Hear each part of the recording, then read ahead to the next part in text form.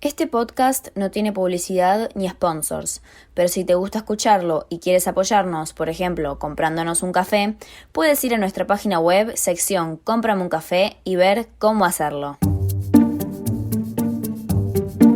Bienvenidos a la tercera temporada del podcast Biografías en 5 minutos, donde cada semana te contamos cosas interesantes sobre gente interesante en alrededor de 5 minutos. Aquí está su presentadora, Mercedes Mariño.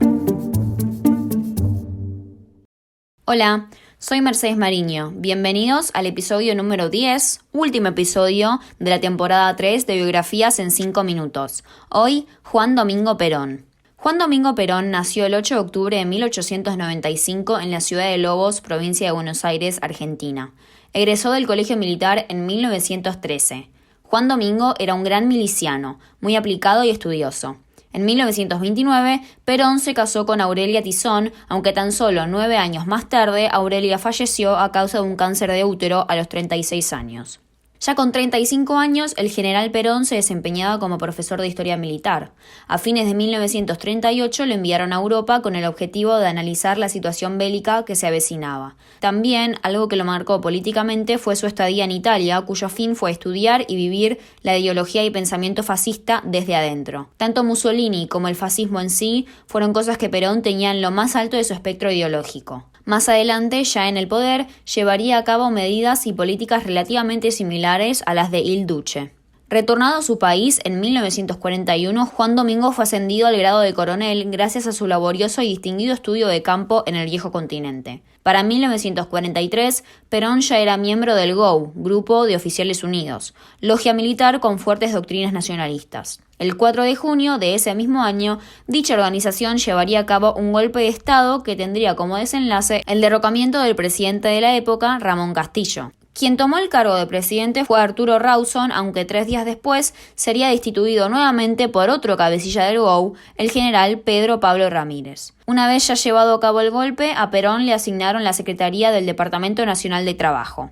Este puesto sería fundamental en la vida política de Perón. Un puesto con poca importancia, alejado de las cámaras y los problemas de la época, pero que Perón sabría aprovechar y exprimir al máximo. En 1944, además de desempeñarse en lo que ahora se llamaba Departamento de Trabajo y Previsión, el general Perón fue designado secretario privado del ministro de Guerra, Edelmiro Farrell. En febrero de ese mismo año, el dúo Farrell-Perón desplazó a Ramírez del cargo de presidente. Farrell se proclamó como el nuevo presidente y Perón fue su vice, manteniendo de igual forma sus antiguos cargos. Tanto en el puesto de vicepresidente como el de secretario de Trabajo y Previsión, Perón se hizo de una gran fama y un gran apoyo popular. A causa del enorme apoyo y el creciente poder político que Perón había adquirido, los altos mandatos militares lo obligaron a renunciar a todos sus cargos el 8 de octubre de 1945. 4 días más tarde, Perón fue encarcelado en la isla Martín García y hasta se llegó a planear su asesinato, aunque este nunca ocurrió. Llegó el miércoles 17 de octubre y el pueblo salió a reclamar. Las clases populares y obreras decidieron convocar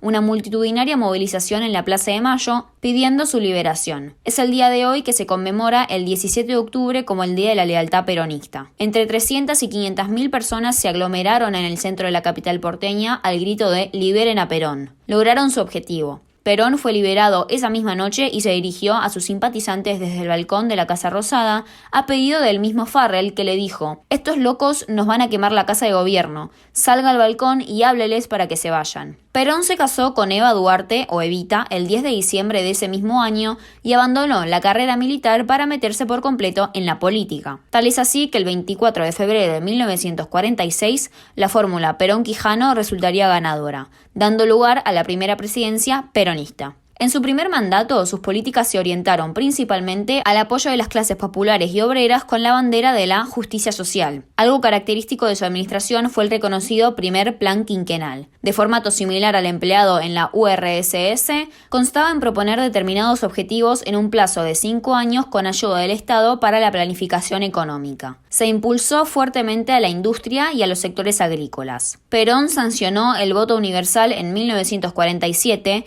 innovando en la región con el voto femenino, y se instauró una regla de reconocimiento de los derechos políticos en nuevas provincias cuyos habitantes no podían elegir ni a sus propias autoridades. En términos de política exterior, el peronismo adoptó una postura que en su momento llevó el nombre de tercera posición. Esto era mantenerse alejado tanto del capitalismo estadounidense como del comunismo soviético. 6 años más tarde, la fórmula Perón-Quijano volvería a ser electa luego de una holgada victoria y gracias a la reforma constitucional, ya que previo a esa modificación la reelección no estaba permitida. Antes de asumir su segundo mandato, Hortensio Quijano falleció, dejando el puesto de vicepresidente vacante hasta abril de 1954. En 1952, Evita falleció a causa de un cáncer de útero. El segundo mandato no se compara con el primero. Los resultados no fueron los esperados y la inestabilidad económica sería uno de los causantes principales. Las clases trabajadoras ya no le brindarían el inmenso apoyo que le dieron en su primer gobierno, dado que las políticas sociales y económicas no fueron reflejadas en el segundo mandato. Además, Perón se ganó un fuerte enemigo, la Iglesia. Esto se dio a causa de la ley que promulgó el presidente, la cual permitía el divorcio y la apertura de establecimientos donde se ejercía la prostitución. El desequilibrio político y económico llevaría al golpe militar de 1955, reconocido como la Revolución Libertadora. Perón se exilió en diversos países luego de ser derrocado aquel 19 de septiembre del año 55. Su destino fue Madrid, en donde se asentó hasta 1973.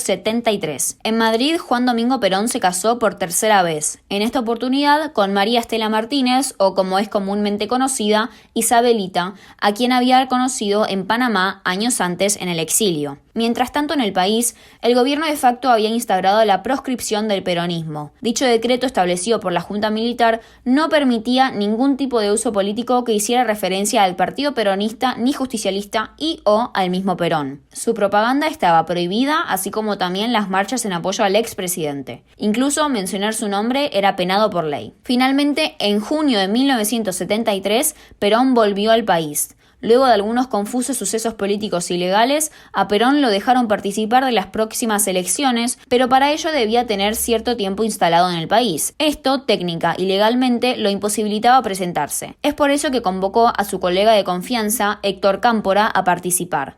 Así, con el apoyo de Perón y el lema Cámpora al gobierno, Perón al poder, el partido justicialista volvió a ganar las elecciones. En julio de 1973, Cámpora renunció al poder dando lugar a nuevas elecciones, esta vez con la posibilidad de que el general Perón se pudiera presentar. Como era de esperarse, la fórmula Perón-Perón, con Isabelita en el cargo de vicepresidenta, ganó las elecciones con un 62% de los votos. El 1 de julio de 1974, Perón falleció a causa de un paro cardíaco, dejando así a su propia esposa en el cargo de presidente. Su cuerpo fue velado en el Congreso de la Nación. En 1987, después de 13 años de su muerte, su ataúd fue profanado y le sustrajeron las manos del cadáver. Nunca se supo ni el destino de sus manos ni los responsables de dicho episodio. Es así como su imagen quedó inmortalizada en el espectro político argentino. El general Perón fue líder de un movimiento y fundador del partido político argentino con más afiliados en la actualidad, incluso luego de casi 50 años desde su fallecimiento.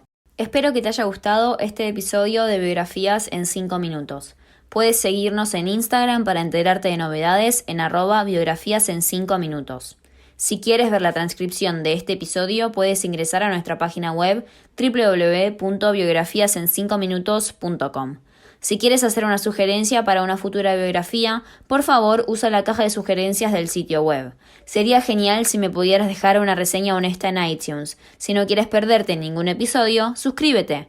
Como podrás notar, no tengo patrocinador, así que si te gustó este episodio, ¿por qué no comprarme un café? Entérate de más en nuestra página web, sección Cómprame un café. Gracias por escuchar y nos vemos la próxima semana. Gracias por escuchar el podcast Biografías en 5 minutos en www.biografiasen5minutos.com. Biografías en 5 minutos es producido por el productor ejecutivo y escritor de las biografías Wayne Armstrong, por la productora ejecutiva y traductora Mercedes Mariño y por el escritor de biografías Marcos Mariño. La música fue producida por MP Music for Media y se llama Quirky Steps.